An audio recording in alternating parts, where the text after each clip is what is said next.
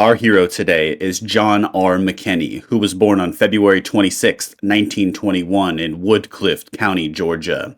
During his youth, he was said to have been fishing and hunting since he was 6 years old. John was always seen out in the wilderness with his sling, hunting and fishing. His family were sharecroppers and did not have access to many luxurious items and or money itself. When John was young, he became very ill with pneumonia to the point of it almost killing him. They called the county doctor, who cut a hole into John's back and stuck a tube in his lung to drain the fluid and to help John breathe. From here on out, he was constantly sick and had to stop going to school as often as he normally would, and he would only receive up to a third-grade education. Like many others during this time, many people were suffering from the Great Depression.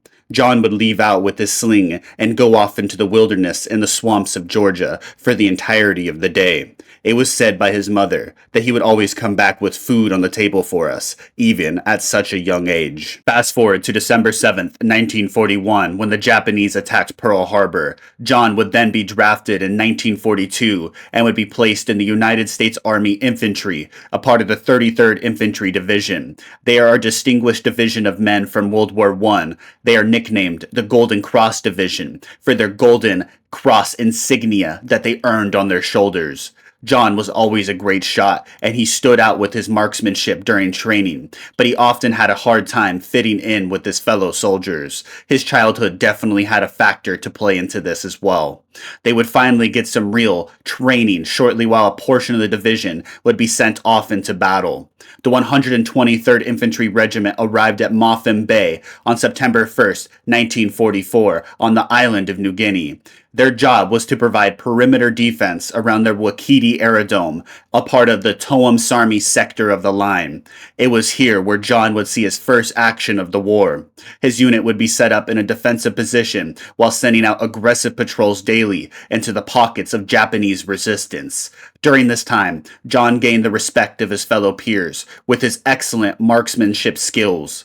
There was a lot of guerrilla late ambushes that laid in wait for John and his fellow soldiers by the Japanese, who used harassing sniper fire and aggressive guerrilla tactics, fighting the infantry that was sent there. Now being pulled off the line in January 1945, the 33rd would now end up en route to the Philippines, where they would hook up with Douglas MacArthur's efforts to retake the island of Luzon. John would land with the rest of his outfit at Lingayen Gulf, where they would relieve the 43rd Infantry Division. John and his fellow soldiers would fight in the bitter and rugged terrain each and every day. It was here where John would receive the Medal of Honor. His Medal of Honor citation reads as follows. He fought with extreme gallantry to defend the outpost which had been established near Dingalan Bay. Just before daybreak, approximately 100 Japanese stealthily attacked the perimeter defense, concentrating on a light machine gun position manned by 3 Americans. Having completed a long tour of duty at this gun, Private McKinney was resting a few paces away when an enemy soldier dealt him a glancing blow on the head with a saber. Although dazed by the stroke, he seized his rifle, bludgeoned his attacker, and then shot another assailant who was charging him. Meanwhile, one of his comrades at the machine gun had been wounded, and his other companion withdrew, carrying the injured man to safety. Alone, Private McKinney was confronted by 10 infantrymen who had captured the machine gun with the evident intent of reversing it to fire into the perimeter. Leaping into the emplacement, he shot 7 of them at point-blank range and killed 3 more with his rifle butt. In the melee, the machine gun was rendered inoperative, leaving him only his rifle with which to meet the advancing Japanese, who hurled grenades and directed knee mortar shells into the perimeter.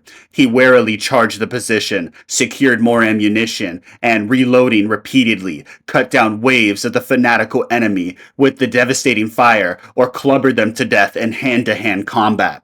When assistance arrived, he had thwarted the assault and was in complete control of the area. 38 dead Japanese around the machine gun and 2 more at the side of a mortar 45 yards distant was the amazing toll he had exacted single-handedly. By his indomitable spirit, extraordinary fighting ability, and unwavering courage in the face of tremendous odds, Private McKinney saved his company from possible annihilation and set an example of unsurpassed intrepidity.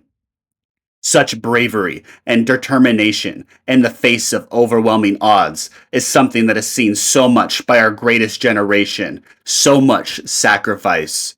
Amazingly, John McKinney would live to see another day and would survive the war. He would live to be 76 years old, passing away in the year 1997. May we never forget our greatest generation of fighting men who served and died on foreign soil for the freedom of the entire world during World War II. Thank you guys so much for watching and or listening. I am back to making regularly scheduled videos. I'm sorry for the hiatus. I needed a break.